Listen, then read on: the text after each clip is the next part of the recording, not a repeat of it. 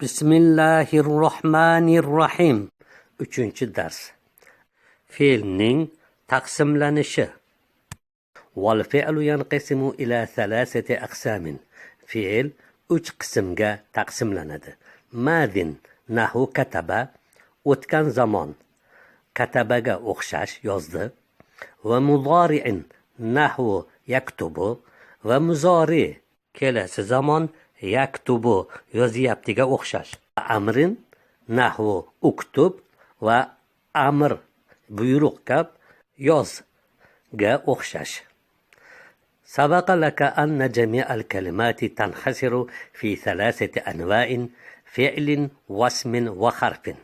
Senga o'tdiki, albatta jamiki so'zlar 3 navga fe'l, ism, harfga chegaralanadi. وأوضحنا لك أن كل لفظ يدل على حصول شيء وزمنه يسمى فعلا. وسenga ma'lum qildikki, bir narsani hosil bo'lishi va zamoniga dalolat qiladigan har bir lafzni fe'l deb ismlanadi. Wal fe'lu yanqasimu ila 3 aqsamin madin va mudori'in va amrin. Va fe'l 3 qismga taqsimlanadi. Mozi o'tgan zamon, mudori kelasi va hozirgi zamon va amrin buyruq fe'lga. Fal madi ما يدل على حصول شيء في زمن مضى نحو كتب ودخرج وانطلق واستخرج.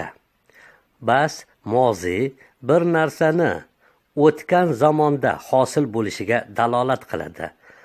Kataba yozdi, dahraja yumalatdi, vantalaqa ketdi, vastaxraja chiqdiga o'xshagan. Ana katabani olib qarasak, ya'ni ham yozishlikka dalolat qilyapti va yozib bo'linganiga, ya'ni o'tgan zamonda yozib bo'lingan. Ya'ni so'zlashlikdan oldin ish bajarib bo'linganligiga dalolat qilyapti. Wal muzari'u ma yadullu ala husuli shay'in fil hali aw al-istiqbali nahu yaktubu va yudakhriju va yantaliqu va yastahriju. Va muzori bir narsani hozirgi zamonda yoki kelajakda hosil bo'lishiga dalolat qiladigan fe'ldir. Yaktubu yozyapti ga o'xshash, va yudahriju yumalatyapti, va yantaliqu ketadi, va yastahriju chiqadi. Ana bunda yaktubu desak hali yozmagan, endi kelajakda yozishligi yoki hozirgi zamonda yozyapganligiga dalolat qiladi. Wala budda an yakuna mabdu'an bi alifin aw nunin aw ya'in aw ta'in. Va muzori fe'li lozim bo'ladi albatta alif yoki nun yoki ya yoki ta bilan boshlangan bo'lmoqligi.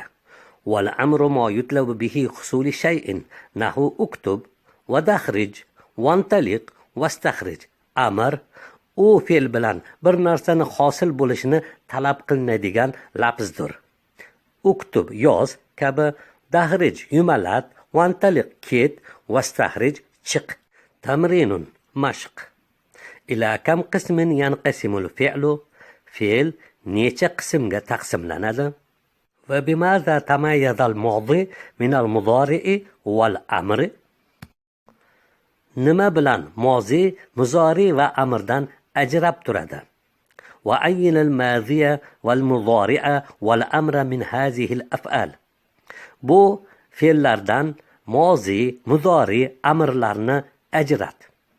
Fataha ochdi, kasara sindirdi, naqumu turamiz, akala yeydi, yafhamu tushunadi, izhab bor, nasma'u eshityapmiz, ijlis o'tir, ushariku sherik bo'laman, shariba ichdi, ihfaz yodla, yahzaru hozir bo'ladi, qoma turdi. Udda ashrata af'alin min kulli naw'in. Har bir nav fe'ldan 10 tadan sana. Ayyin al-af'ala bi anwa'iha wal asma'a wal hurufa min hadhihi al-ibarati. Bu iboradagi fe'llarni navlari bilan ismlar va harflarni tayin qil. Al-qamaru yastafidu an-nura min ash-shams. Oy nurni quyoshdan oladi. Al-kitabu khayru rafiqin va a'azzu sadiqin. La yatlubu ajran va la yukallifu amran. Kitob hamrohning yaxshirog'idir va do'stning azizrog'idir. Ajr talab qilmaydi, bir ishga yuklamaydi. Ahsin ila kulli insanin sadaqa fil muamalati va la tusahib shakhsan la ya'rifu haqqal mujamalati.